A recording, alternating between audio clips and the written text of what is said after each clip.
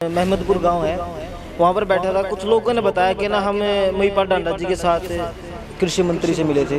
मैंने तो इनका पानी पिछले 5 साल रात ने 1 बजे भी पानी छड़वाया। मेरे घर 11:30 बजे पहुंचे थे। घोषणा होती है वो बोल के चले गए। जैसे डार में हमारा शुगर मिल लगाऊंगा, भूपेंद्र हुड्डा बोल के आ गया। डार में कॉलेज बनाऊंगा, भूपेंद्र सिंह हुड्डा बोल के आ गया।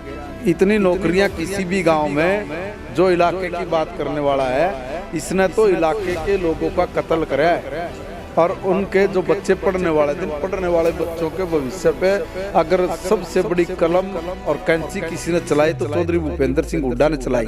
ऐलान किया था, बोला कि मैंने जितनी नौकरी इस हल्के में दिया मैंने कहीं नहीं दी। विधायक जी, उपचुनाव आता है तभी क्यों ये घोषणा होती है? पिछले 6 साल में अब तक यहाँ पर कॉलेज यूनिवर्सिटी उसकी क्यों बात क्यों नहीं? तो जहाँ इनके विधायक नहीं होते तो ये जाकर सुंग्या भी नहीं करे थे। कौन सी सड़क इन्होंने नहीं बनाई, किसी को नहरी पानी उन्होंने दिया, किसी के बाढ़ परी में उन्होंने नौकरी नहीं लगाए।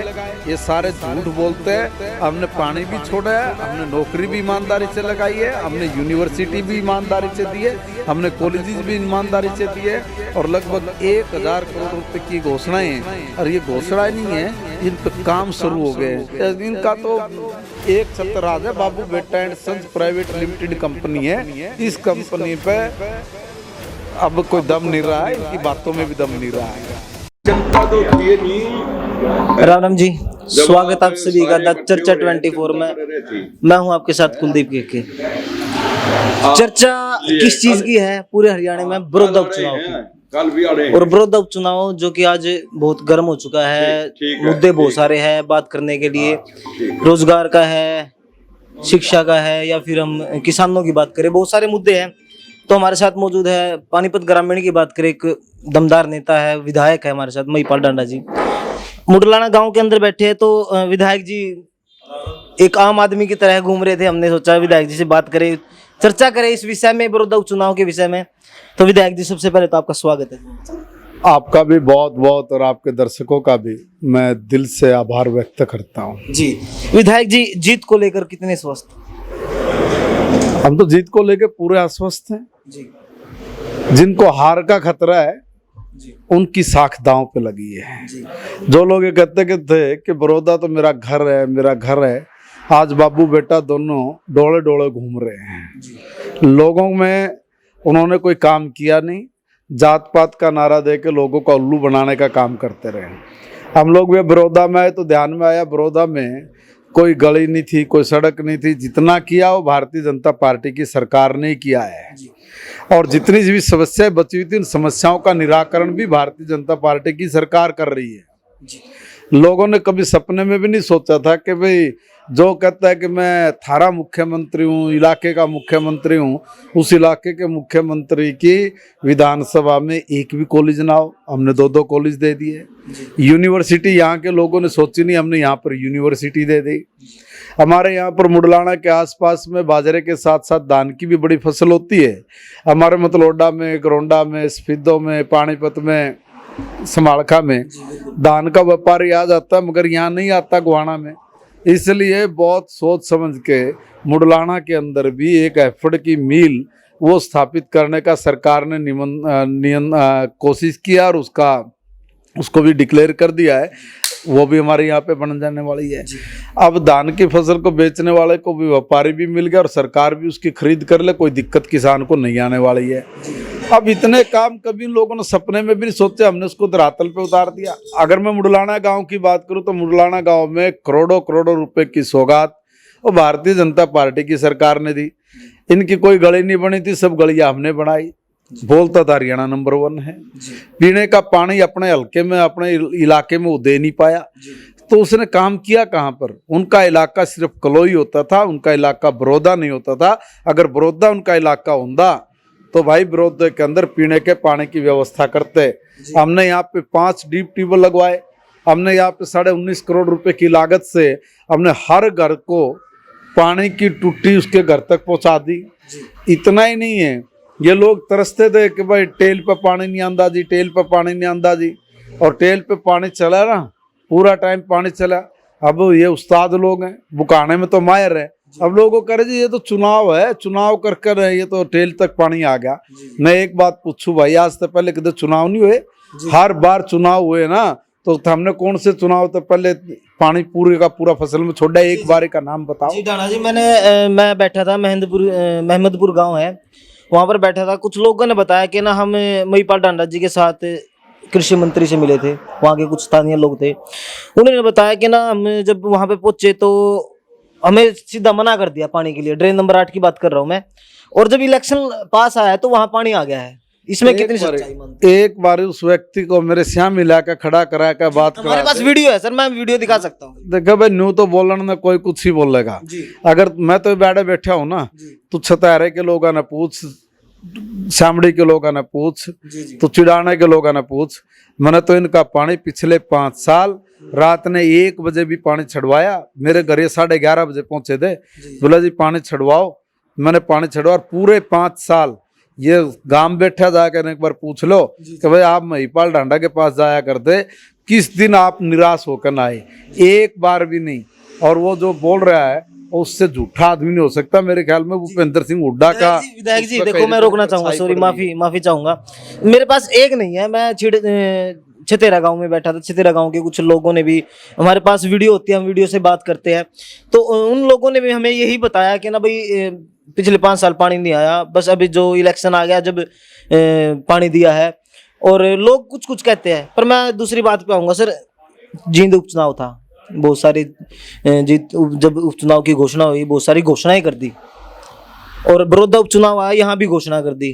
घोषणा नहीं की है जी, घोषणा को अमली जामा पहना दिया। घोषणा होती है वो बोल के चले गए। जैसे डार में हमारा शुगर मिल लगाऊंगा, भूपेंद्र हुड्डा बोल के आ गया। डार में कॉलेज बनाऊंगा, भूपेंद्र सिंह हुड्डा बोल के आ गए।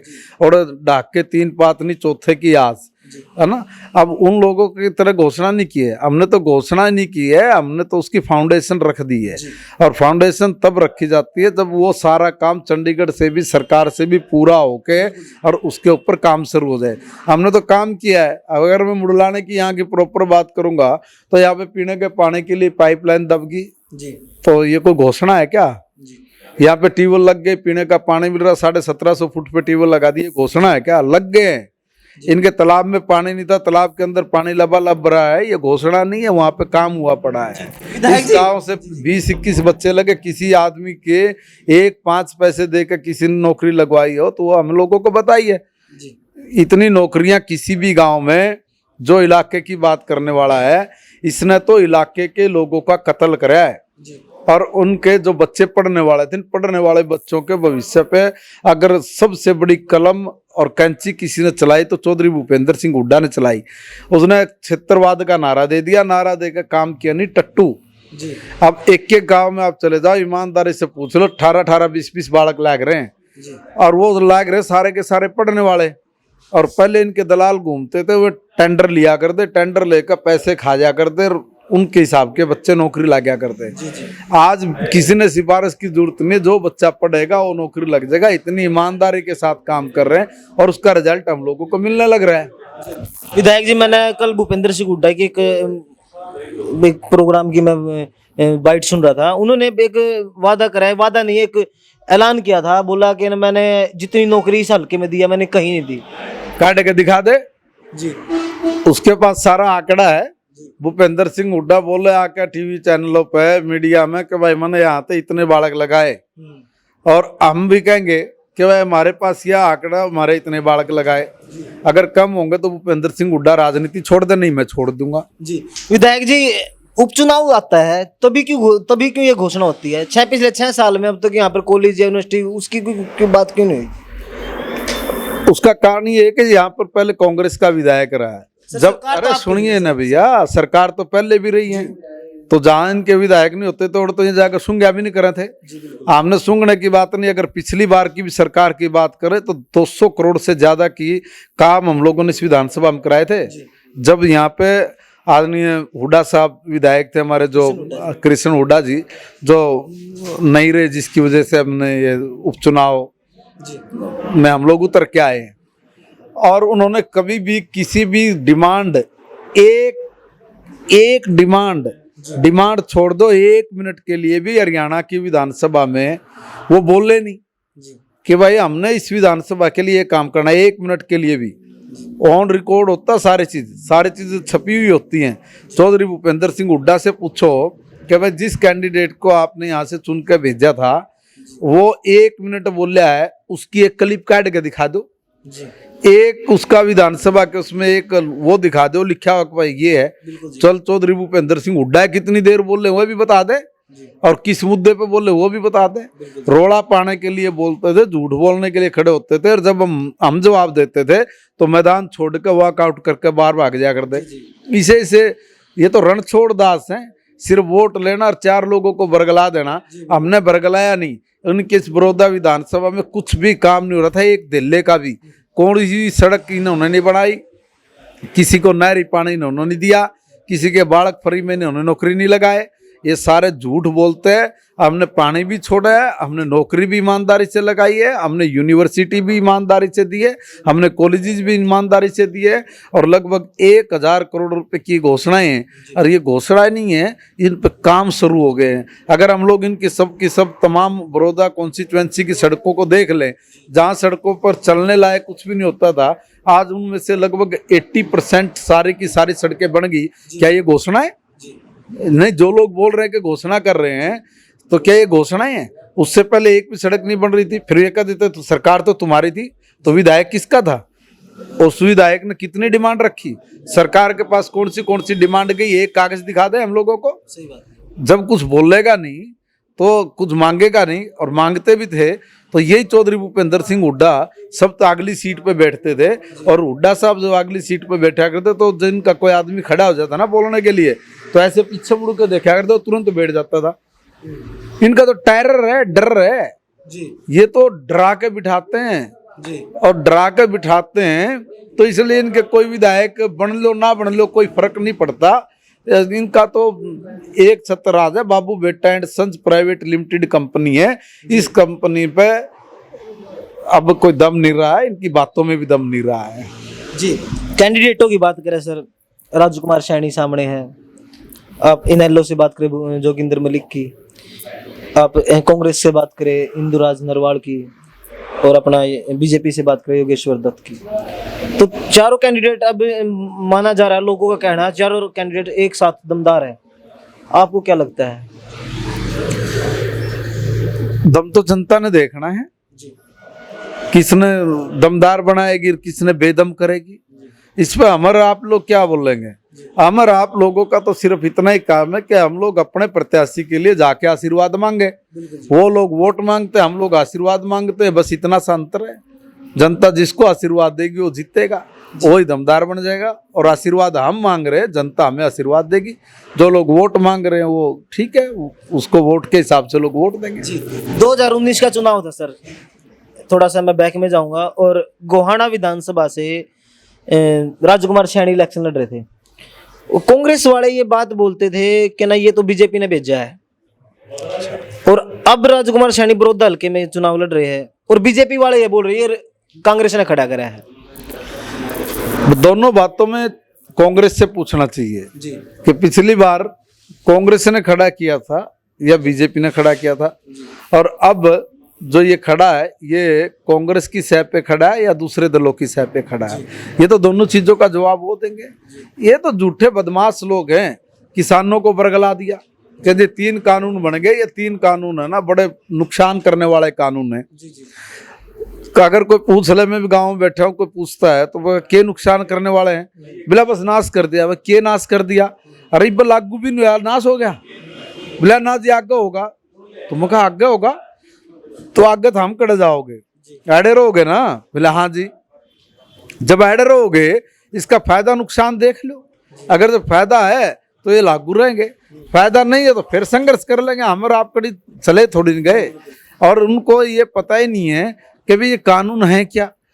बोल पड़ते हैं, बोलेंगे कैसे? जैसा कोई भी किसी की डपली बजा दे उसी पैटर्न पे बोलना शुरू कर देते हैं। तीनों कानूनों में किसान का 1% भी नुकसान नहीं, किसान का 100% फायदा है।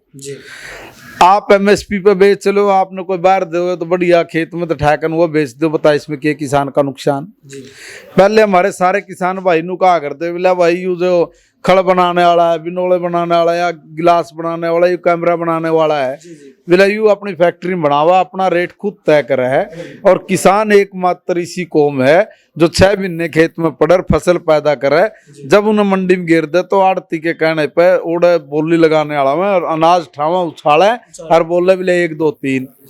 अब हमने इसे 1 2 3 से मुक्ति दे दी जो किसान मांग रहे थे, तो इन्होंने दर्द महसूस हो गया। जब हमने ये तय कर लिया कि भाई हम तो किसान के खाते में सीधी पेमेंट डालेंगे, बताओ भाई इसमें किसान को कौन सा नुकसान हो गया? आड़तियों को थोड़ी बहुत तकलीफ हुई होगी, तो आड़तियों ने के साथ जब सरकार की बात हुई तो मामला सारा सुलट गया। हमने तो हर काम को सुलटाया है, हमने कोई काम उल्टा नहीं किया। ये हम लोगों को कहते हैं कि भाई ये किसान विरोधी हैं, कब क्या कर दे? 1960 तक चिल्ली मारने लगे थे कि भाई ये किसान विरोधी, किसान विरोधी। देख ले कितने उस्ताद लोग थे भाई, हमारी सरकार नहीं थी, एक अटल जी बना कर दे, एक अडवाणी जी बना कर दे, और हमने कहा कर दे किसान विरोधी हैं। हमारी सरकार नहीं थी जो कोई हो तो हम किसान विरोधी खड़े तो। और हम जब सरकार बनी अटल जी की तो एक बात बताओ, हमने किसान क्रेडिट कार्ड बना के किसान को उभारने का काम किया, तो हम किसान विरोधी थे? हमने जब ये तो करा नहीं काम, हमने जब ये करा ना, जब किसान विरोधी थे। और जो किसान के पक्ष वाले थे उनकी कोई एक उपलब्धि बता दो। मैं बोलने लागूंगा ना, 1 घंटा बोलूंगा, उसका सारा लाभ ले रहे हैं किसान। कांग्रेस का कोई भी एक नेता, रफूगर का बेरा ना कौन है, रणदीप सिंह सुरजेवाला, और रफूगर भी बोल के दिखा दो कि भाई हमने यूं करा। हम कह रहे हमने केसीसी कार्ड बनाया, किसान क्रेडिट कार्ड बनाया, हमने आड़ती से छुटकारा दिलवाया, 40,000 से लेके 1 लाख रुपये 1 किले की लिमिट बना दी। इनके रास्ते कच्चे थे, सड़कें नहीं बन रही थी किसान की, मार्केटिंग कमेटी के जरिए नहीं, प्रधानमंत्री सड़क योजना के जरिए हर खेत को हमने सड़क पर जोड़ दिया। अभी हमारी सरकार की नीति है कि हमने पिछली बार भी लगभग 30% विधानसभा में सारे रास्ते इनके गोर पक्के कर दिए। इस बार इस 4 साल में एक भी गोर हिस्सा नहीं होगा जिस पर कोई भी किसान का देख भाई हमारा ही गोर कच्चा है। या कांग्रेसी या कोई दूसरे अभय सिंह चौटाला वर्ग आदमी ये कदे सोच भी पाए भाई ये भी काम किसान के करने के हुए हैं। एक ही मात्र पूरी इंडिया में एक गवर्नमेंट है, मनोहर लाल जी की सरकार, जो हरियाणा में एमएसपी पे सारी फसल खरीदती है। चौधरी भूपेंद्र सिंह हुड्डा तो पूछो, और जो ये हमने कहे बोले किसान विरोधी से पूछो कि भाई राजस्थान में 2 फसल मेजर फसल हैं, एक बाजरा एक सरसों है, वहां पे वो एमएसपी पे खरीद रहे हैं। ये लिखवान चल रहे अगर भाई एमएसपी से कम जो कोई खरीदेगा उन्हें 3 साल की सजा मिलेगी।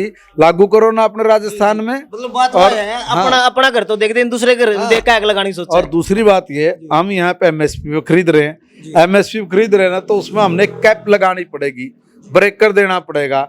नहीं तो ऐसे बदमाश लोग हैं यहाँ पे कहीं, वो इनके समर्थक हैं जो ये रोड़ा पा रहे थे, उनने 1 लाख मीट्रिक टन से भी ज्यादा बाजरा 1100 रुपए में राजस्थान तक खरीद लिया और लगा दिया स्टोर में। हमने भी पक्के, हमने तो योजना बनानी है, क्योंकि पैसा हरियाणा सरकार का, हरियाणा के गरीब आदमी का पैसा जो टैक्स के रूप में इकट्ठा हुआ है, वो हम किसी चंद लोगों को, दलालों को नहीं सौंप सकते। इसलिए हमने कैप लगा दी, भाई हम 8 क्विंटल 10 क्विंटल तक खरीदेंगे, तो 30 मन का कर दिया, 12 क्विंटल तक हमने कर दिया खरीदेंगे। हम एक दाना खरीदेंगे, उसमें थोड़ी बहुत कहीं कठिनाई हो रही है क्योंकि नया सिस्टम हम लोगों ने खड़ा करा, यह तो कदे खड़ा नहीं कर सके। और ये नुका दे हमने खरीदा। चौधरी ओम प्रकाश चौटाला ने 2 साल बाजरा खरीदा 600 रुपये क्विंटल के हिसाब से, वो भी 2 क्विंटल 3 क्विंटल खरीदा करता। किसान सड़का उतरा करते, बाकी नुए बेचा करते। हुड्डा जी की सरकार बनेगी, हुड्डा जी जब बढ़े तो हुड्डा जी ने 2, 2.5, 3 साल तक तो बाजरे का कदे 10,000 मीट्रिक टन खरीद लिया, कदे 18,000 मीट्रिक टन खरीद लिया, मतलब नए खरीदा और फिर बंद कर दिया। हमारी सरकार आई 6 साल से पूरा बाजरा खरीद रहे, एक दाना खरीद रहे हैं। ये ठीक है कि 2 दिन आगे पाछा करके खरीद हो रही है, हाँ उसकी इसलिए हो रही है कि भाई अगर हम लोगों ने इसमें डील दे दी तो जो दलाल बैठे जिनने बाजरे के स्टॉक पर रखे वो कट जाएंगे। अब ये कहते हैं कि जी एमएसपी क्या तुम लिख दे, एमएसपी लिखो भाई, कानून में एक चौथा कानून लिया हो कि भाई एमएसपी पे। अब आप, हाँ अब आपको एक बात मैं बता दूं कि कितनी बावली बात करवा रहे हैं किसान भाइयों पे, इनके मारना चाह रहे हैं क्या? एमएसपी ये पहले तो लिखे क्यों नहीं? ये इनने क्यों नहीं लिखा 60 साल? एक बात, हम तो एक के काम सोच समझ के कर रहे हैं, एमएसपी ने लिखा कड़ा है। इन लोगों ने ऐसी हालत पैदा कर दी इस देश में कि उसकी कल्पना नहीं कर सकते। एमएसपी तो लिख रहा है क्या भाई, एमएसपी फसल खरीदो। आप पंजाब में एमएसपी पे फसल खरीद रहे हो क्या? जी जी, पंजाब की बात है सर। हाँ, अभी मैं आऊंगा। अब एमएसपी पे पंजाब में खरीद रहे हो क्या? आप राजस्थान में खरीद रहे हो क्या? खरीदो ना। मैं तो हमने बाजरा खरीदा, जिस दिन खरीद बंद हो जाएगी सरकारी, उस दिन यही बाजरा सरकार 1200, 1400, 1600 रुपए में व्यापारी को देगी। 600, 700 रुपये क्विंटल के हिसाब से सीधा किसान को फायदा हो जाए, उसके लिए सरकार ने अपना खजाना खोल रखा है। हरियाणा सरकार ने, एक ही सरकार है पूरे हिंदुस्तान में जो सारी की सारी फसल खरीद रही है।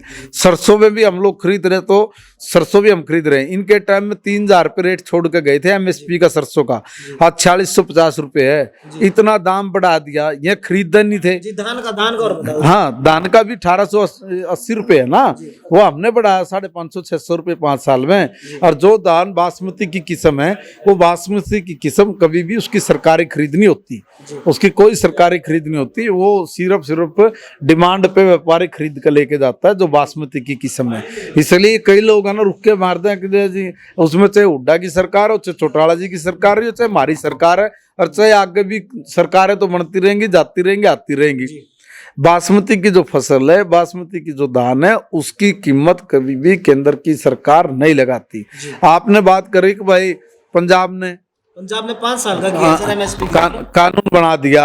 अगर भाई जो भी कोई इस एमएसपी से कम रेट पर खरीदेगा तो उसको 3 साल की सजा होगी, 5 साल की सजा। बाप का राज है, घर की बेरी काका लिखने वाला 100 साल की लिख लो। अब नू बताओ, चौधरी भूपेंद्र सिंह हुड्डा बताएंगे कि अमरिंदर सिंह को 5 साल के लिए जेल में कब भेज रहे हो? उसकी सरकार को, मंत्रियों को, उसके अधिकारियों को कब जेल में भेजोगे?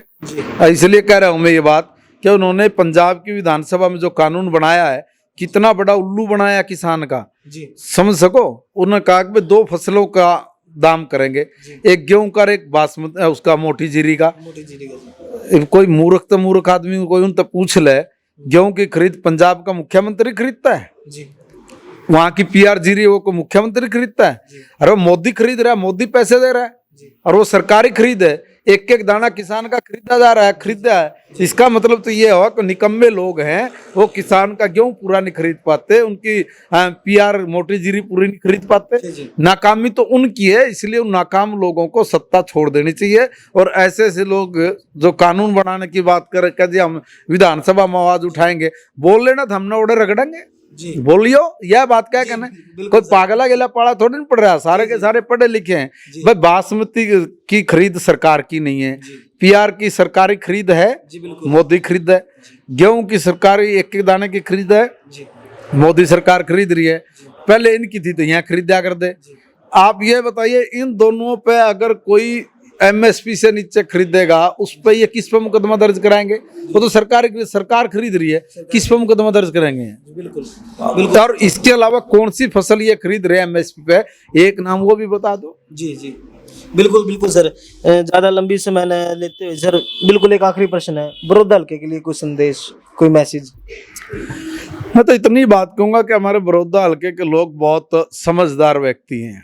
हम लोग भी घूमते घूमते हम सब लोगों को समझ में भी आ रहा है, लोगों का मन है कि भाई 4 साल हम लोगों को अपने यहाँ का विकास करवाना है। और 4 साल इन्होंने देख भी लिया है।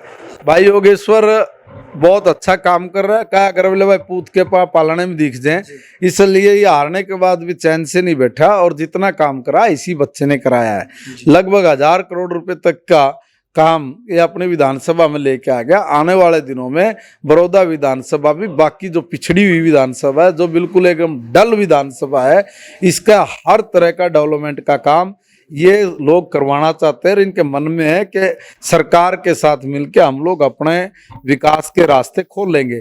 और विकास के रास्ते जब ये खोलने का मन बना चुके, तो ऐसे लोगों के लिए मेरा कोई संदेश नहीं, मैं तो ऐसे लोगों को प्रार्थना ही करूंगा कि आपका जो डिसीजन है, आपका जो निर्णय है, बहुत ही स्वागत योग्य निर्णय है। आपका आशीर्वाद यहाँ के जो विधायक बन के जाएंगे उनको एक ताकत देगा।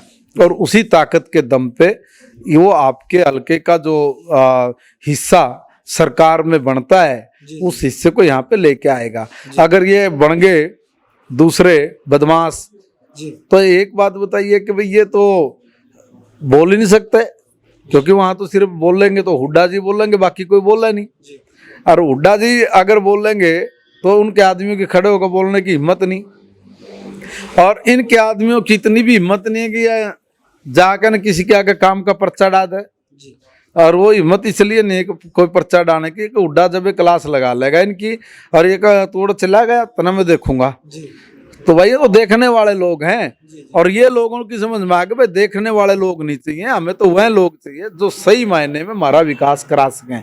और लोगों की उम्मीद के ऊपर भाई योगेश्वर पूरा खरा उतरेगा। माननीय मुख्यमंत्री जी ने ये तय किया है कि हम लोग सबका समान विकास करेंगे, और हमने उस विकास को करके दिखाया है। और जो काम अभी शुरू हो रहे हैं उन सब के सब कामों को पूरा करके ये जो बड़ौदा विधानसभा जो बिल्कुल पिछड़ी और फिसड़ी विधानसभा थी, जिसमें ना पीने का पानी, ना यहाँ पे किसी तरह की व्यवस्था, और ना इसके लिए कोई लड़ाई लड़ने वाला, तो ऐसे लोगों को समझ में आ गया कि भाई हमारी असली वकालत कौन कर सकता है, तो वो अपने असली वकील को चुन के यहाँ से भेजेंगे। जी धन्यवाद सर, आपका बहुत बहुत बहुत बहुत शुक्रिया।